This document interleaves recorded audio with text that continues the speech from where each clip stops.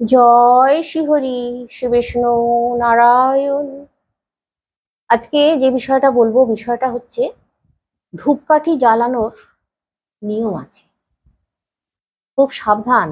ধূপকাঠি কিন্তু খুব সাবধানে জ্বালাবেন আপনারা ঠাকুর ঘরে বা মন্দিরে। কিভাবে ধূপকাঠি জ্বালাবেন আজকে সেই বিষয়ে বলবো। দেখুন, ধূপকাঠি যেখানে তৈরি হয় আমি নিজে দেখেছি বাঁশ থেকে তৈরি হয়। এমনি শাস্ত্রে বলা আছে বাঁশ যেদিন সেদিন জ্বালাতে নেই। কোন দিনগুলোয় বাঁশ জ্বালাতে নেই আপনাদেরকে বলবো। তার আগে বলি, আপনারা যে ধূপকাঠি কেনেন এই ধূপকাঠির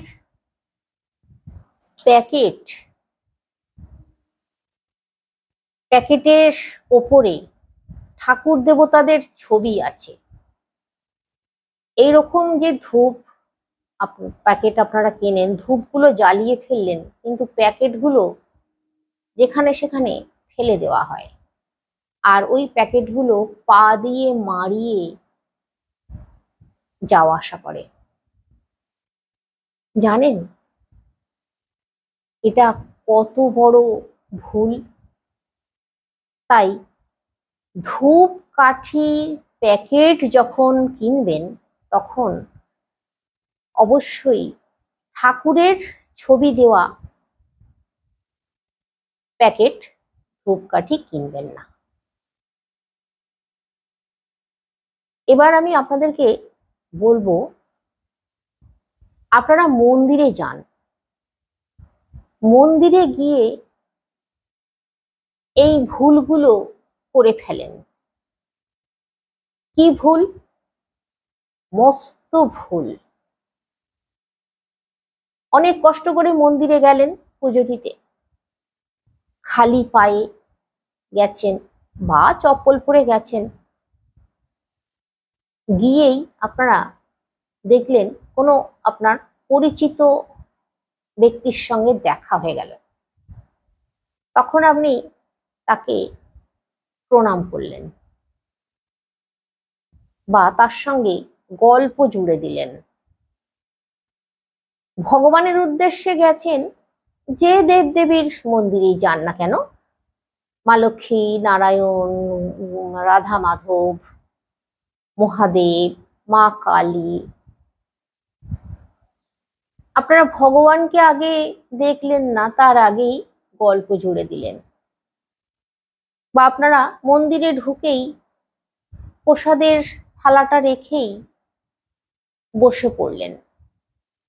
কিন্তু ভগবানকে যখন দেখতে গেছেন, ভগবানকে প্রাণ ভরে দেখতে হবে, তারপর পুজো।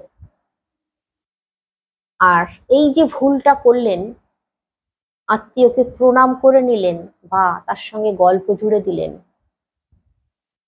আপনি আপনার হাতে প্রসাদের থালা আছে, প্রসাদের থালায় মুখের থুতু ছিটকে পড়তে পারে। এটা কত বড় অমঙ্গল জানেন? আপনার পুজো ভগবান নেবেন না। তারপর আপনি ওই যে তার পায়ে হাত দিয়ে প্রণাম করলেন, ওই হাতেই প্রসাদের থালা ধরে ভগবানের কাছে প্রসাদ নিয়ে গেলেন। খুব অপরাধ। কখনো ভুলেও, যত চেনা পরিচিত মানুষই হোক, একটু আধটু কথা বলবেন কিন্তু প্রণাম করবেন না।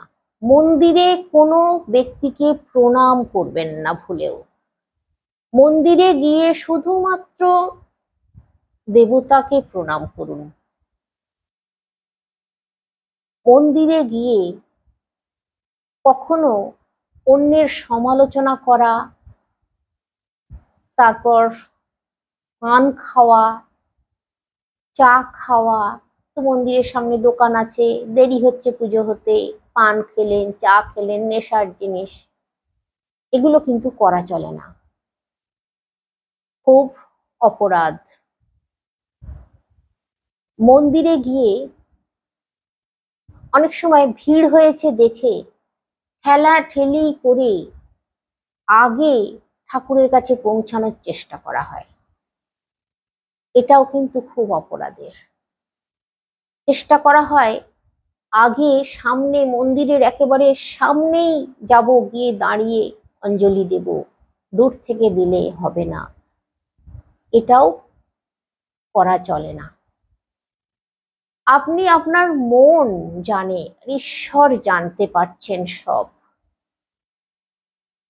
দূর থেকেও যদি আপনি মন্দিরে গেছেন, মন্দিরের একটু দূরেও যদি থাকেন, কোনো অসুবিধে নেই, ভগবান সব জানছেন। কিন্তু তিনি কি দেখছেন?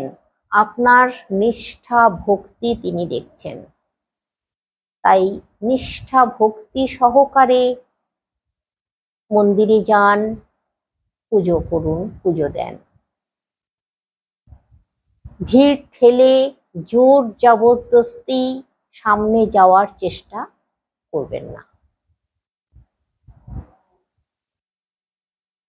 এবার আমি আপনাদেরকে ধূপের ব্যাপারটা বলি।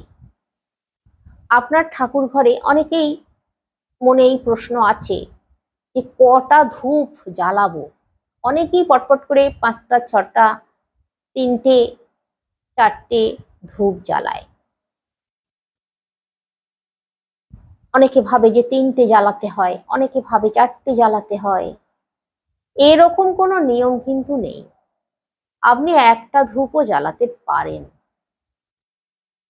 আর ওই যে বললাম ধূপ কাঠি বাঁশের তৈরি,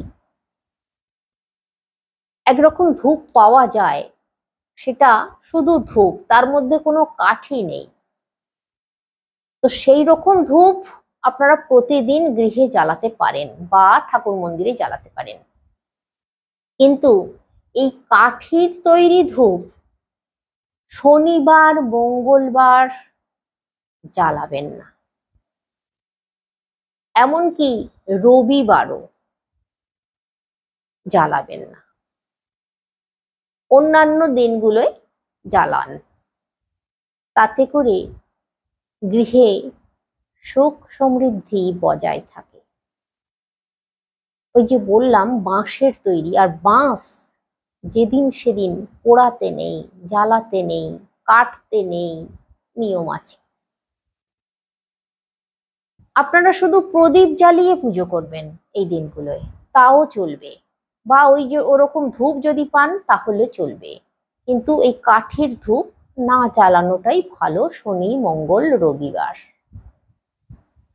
মন্দিরে যদি পুজো দিতে যান মোমবাতি নিয়ে যাবেন, যদি ওই রকম ধূপ না পান মোমবাতি নিয়ে যাবেন, মোমবাতি জ্বালিয়ে দিয়ে আসবেন যদি শনি মঙ্গলবার আপনারা পুজো দিতে যান।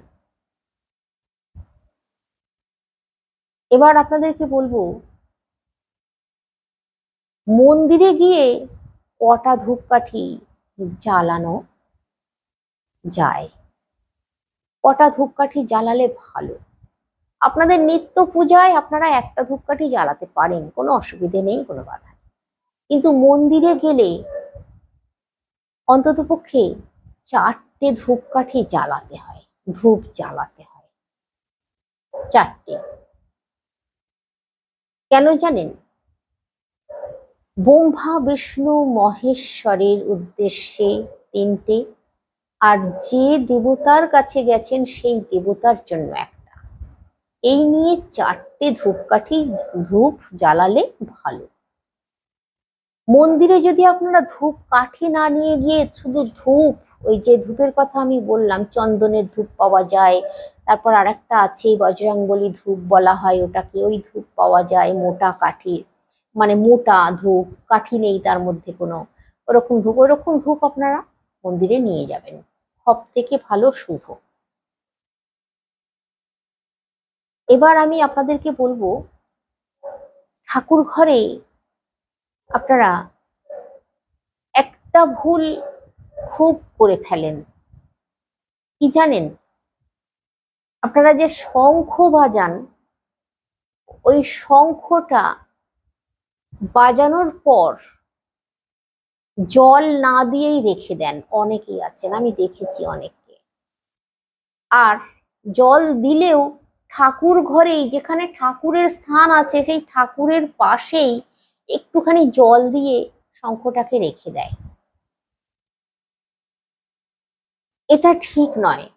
কখনো ভুলেও যেন শঙ্খে যখন ফুঁ দেওয়ার পর আপনারা জল দেবেন, ওই জল ছিটকে যেন ঠাকুরের গায়ে না যায়, এইটা লক্ষ্য রাখতে হবে। এই ভুলটা করবেন না, এই ভুলটা মারাত্মক ভুল। তো এইরকমই অনেক কিছু জিনিস আছে যেগুলো আমরা নিজেদের অজান্তে করে ফেলি, আর তার কারণে আমাদেরকে পস্তাতে হয়, ভুগতে হয় সাংঘাতিক ভাবে। সংসারেও নানান দিক থেকে আমাদেরকে বাধার মুখে পড়তে হয়। আগামী দিনে আরো তথ্য আমি আপনাদেরকে জানিয়ে দিচ্ছি, সঙ্গে থাকবেন। একটা লাইক করুন, যারা সাবস্ক্রাইব করেননি এখনো সাবস্ক্রাইব করুন।